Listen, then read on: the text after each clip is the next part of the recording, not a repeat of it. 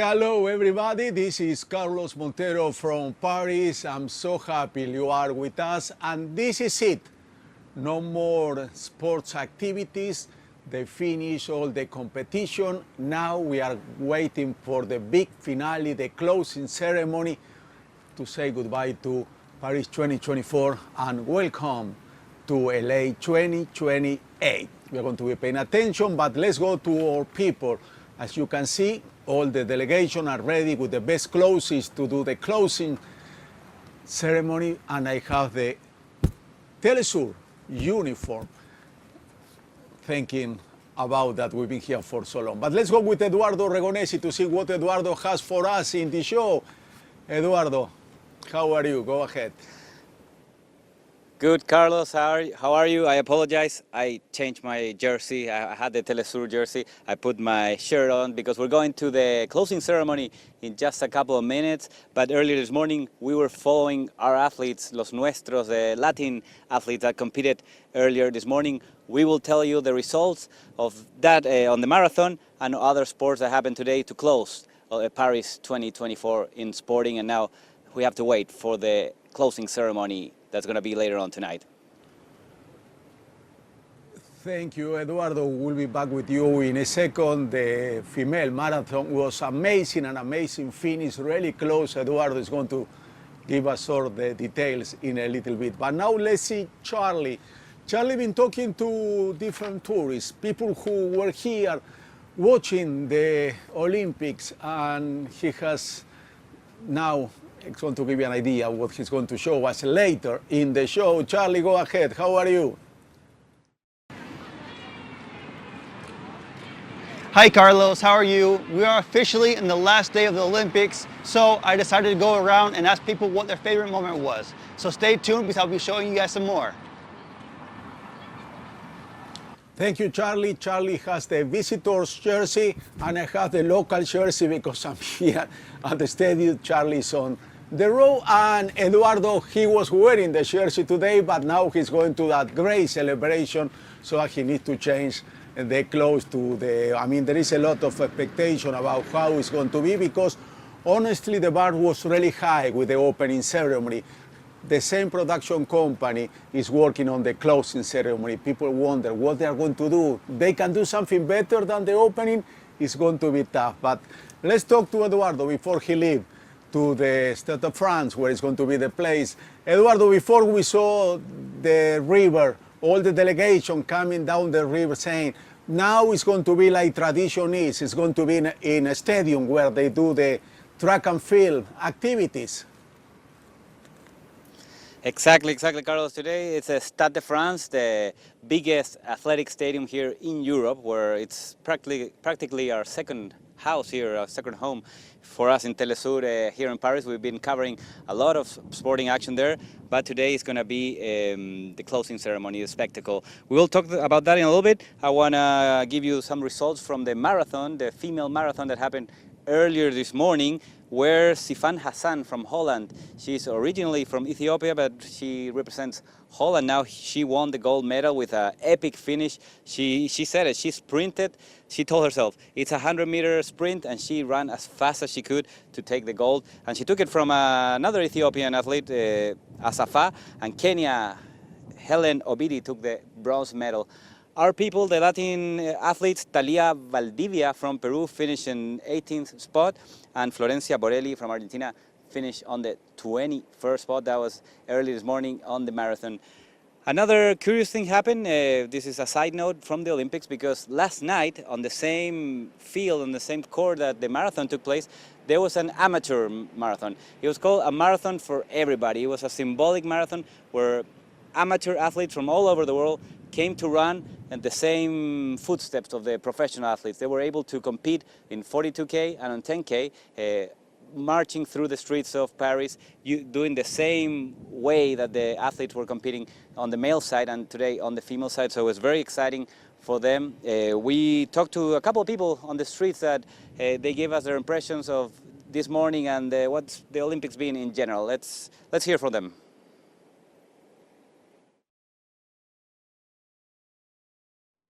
I was volunteering for the Olympics for the beach volleyball. So I was working there also for the wrestling team. And so I volunteered for the whole week. And then I had the chance to watch volleyball and track and field. Okay. And you? So sadly I didn't get to see any of the events, but it was really cool to kind of see the atmosphere of the entire city, see all the decorations. I was really worried that it was going to be a little more disorganized, a little more chaos, and I think they were able to organize pretty well. Like the public transport was not as bad as I expected it to be. So.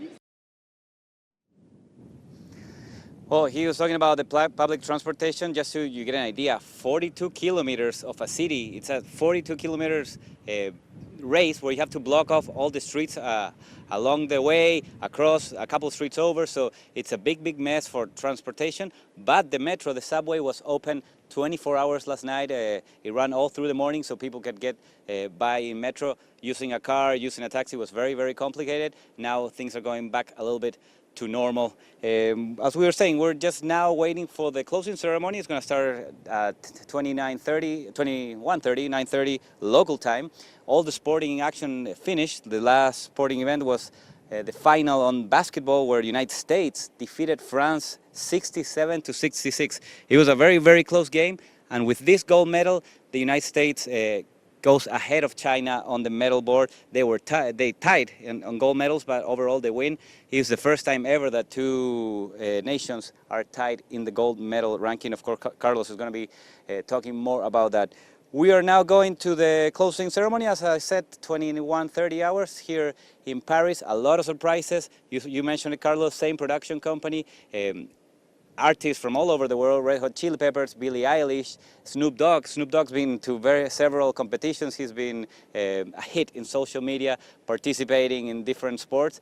And of course, a lot of surprises. Will we know who the masked rider is? That's one of the questions that are going to be answered later on tonight at the Stade de France Stadium. And of course, we will be there to bring you all the information about that event. Eduardo, talking about the marathon, the winner finished in 2 hours, 22 minutes. Yesterday, the winner in the men category finished in less, 2 and something minutes. I wonder, I know you don't have that information, but how long it took the person who did the 42 kilometers, the people who wanted to participate. That's going to show you an idea how those people with those time they do. You know how quick is to run 42 kilometers in 2 hours, 22 minutes like this lady? I ran once, to give you an idea, I ran once a marathon, the first and the last one. It took me 5 hours and 45 minutes.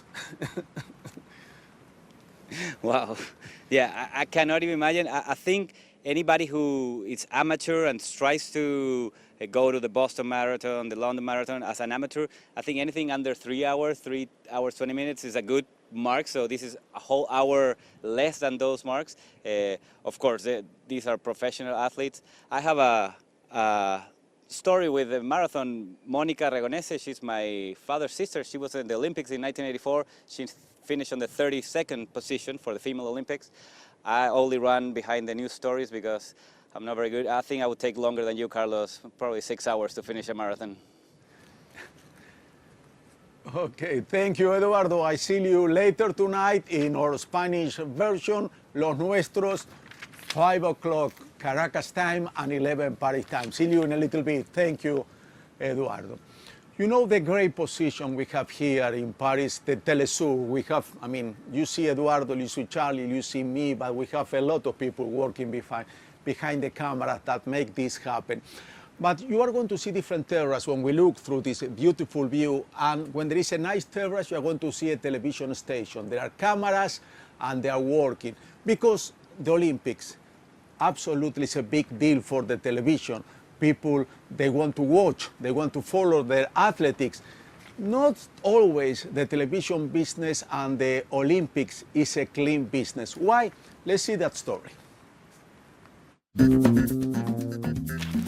Just 25 cameras and 138 hours of recording were enough for more than 160,000 viewers to enjoy the first televised Olympic Games in Berlin 1936. The data will seem insignificant if we consider that in Tokyo 2020, more than 400 state-of-the-art cameras, AK, produced 10,200 hours of content for a global audience of 3 billion people. Since the International Olympic Committee discovered that its main source of revenue would be the image and sounds of the most universal sporting event, television broadcasts during Olympic events have been growing steadily. This juicy business bills the competition as extraordinary audiovisual spectacles, ready for purchase or sponsorship by the highest bidder.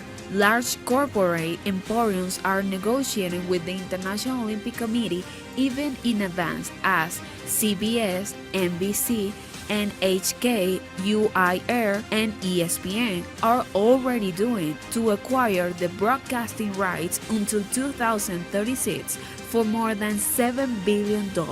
As has been the case since the 80s of the last century, according to business standards, Paris 2024 will be no different and will generate 91% of revenues in sales, from television rights 61% and sponsorship 30%. An accusation of opacity in the management of these funds in the wake of corruption scandals in the Olympic movement in the 90s, the IOC insists that it redistribute more than 90% of this revenue to help create a better world through the Olympic movement's committees and federations. Sports are favored for their history or popularity, curiously taking into account, for example, television audience figures 40%, internet popularity 20%, and media coverage 10%, among others. Such criteria make some people think that the disciplines that receive least money from the IOC are precisely those that need it the most.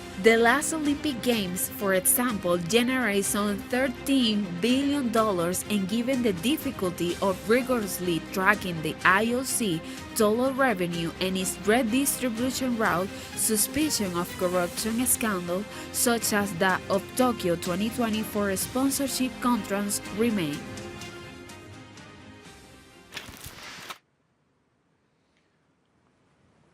Precisely today, Thomas Bach, the president of IOC, he announced that he's not going to present himself for a re-election, that this was his last Olympics, and March of next year is going to have a new president. He got a lot of pressure for resigning precisely for what we were watching in that story.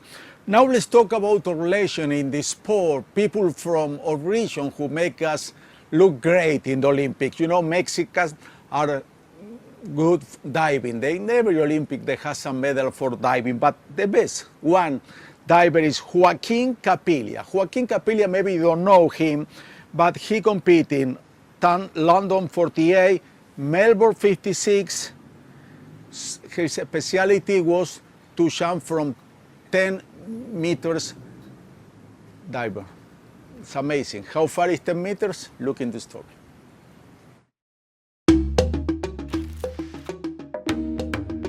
Our Mexican diver Joaquin Capilla won 4 Olympic medals between London 48 and Melbourne 56.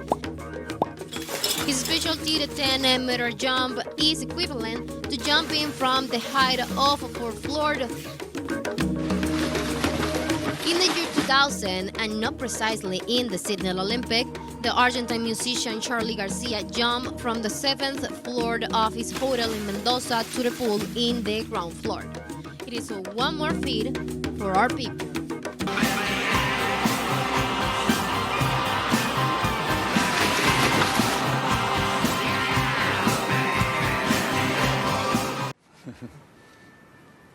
I couldn't do it. Could you?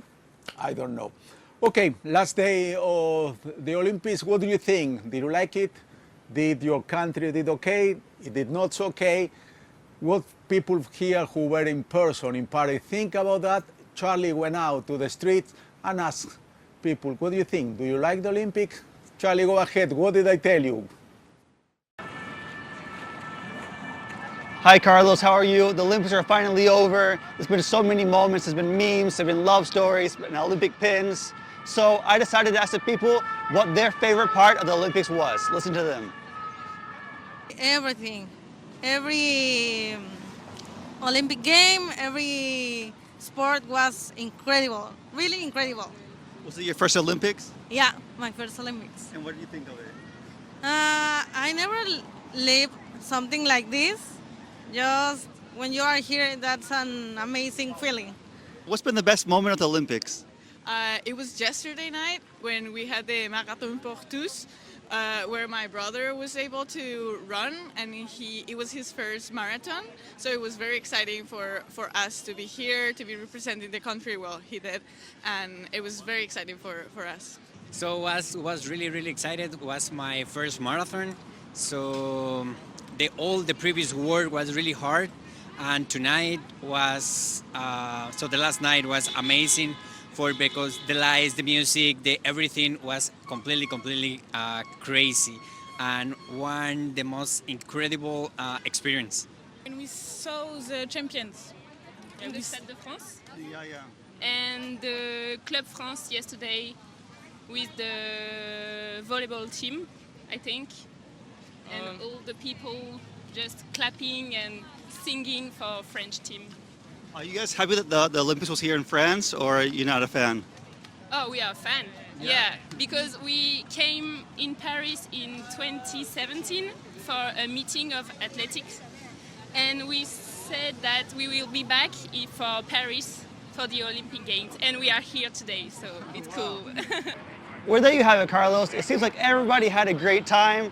And personally, my favorite moments was all the memes on social media and also the Dream Team winning gold last night. But my question for you is, what's your favorite moment? Back to you. Charlie, yeah, the memes were funny. For me, my favorite moment was when Mikhail Lopez, he made history, winning his 5 straight gold medal, 5 Olympics, one after other, something amazing. And then at the end of his fight that he won the gold, he said, this is it, I'm out of here, and he put his shoes on the mat, and that's a sign that his career is over. Great moment. I would like to know also what's your best moment of the Olympics. You can tell me in our social media, Telesur, or mine personally, C. Montero Oficial, in Instagram, Twitter, and Facebook. But now let's see how your country and my country finish. Let's go to see the medal tables. Let's go to see what we have with first. Let's start with the one of our people, with our region. Brazil finished in position 20, 3 gold, 7 silver, 10 bronze, totally 20. We have to pay. Brazil did great, but it has 277 athletes playing here. Cuba, that has only 61, finished in second place. That gives you an idea. The more athletic you have, the best chance you have to win more medals. Cuba, 2 gold, 9 altogether. Jamaica, a small delegation, 1 gold, 6 altogether. Ecuador, they came here with they came here with 4. In the Olympic history, they're going back with 5, 1 gold, 2 and 3. Argentina, they're going back with 3, 1 gold. Chile, 1 gold, 2 altogether. Santa Lucia Mason is going back with the first Olympic gold medal from his career. Dominican Republic is going back with 3. one gold, Guatemala fantastic, one gold, Dominica another one who did great, Mexico no gold but 5 altogether, Colombia 4, Panama 1, the first one of Panama, Grenada with 2, fantastic small island, they can go back with 2, Puerto Rico they got also 2, and Peru 1 bronze, and they're going back with 1 medal. I mean, it's just participated is great, but going back with a medal is something fantastic, and it's going to change the life of that athletic.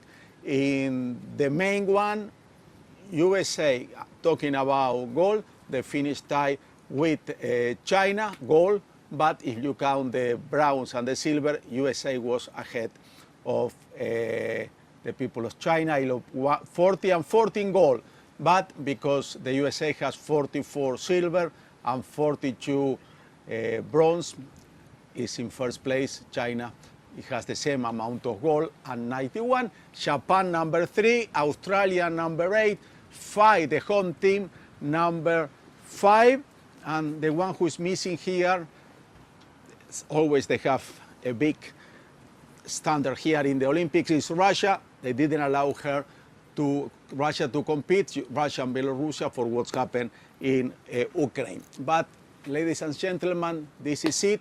Thank you. Thank you very much for being with us every day, this half an hour. Thank you for the whole team, Eduardo, Charlie, and there are so many people behind cameras. I cannot name them because it would take us a long time, but they do a great job. And thank you very much. And thanks them because they are the real star, the gold medalists of this show. Bye-bye, guys.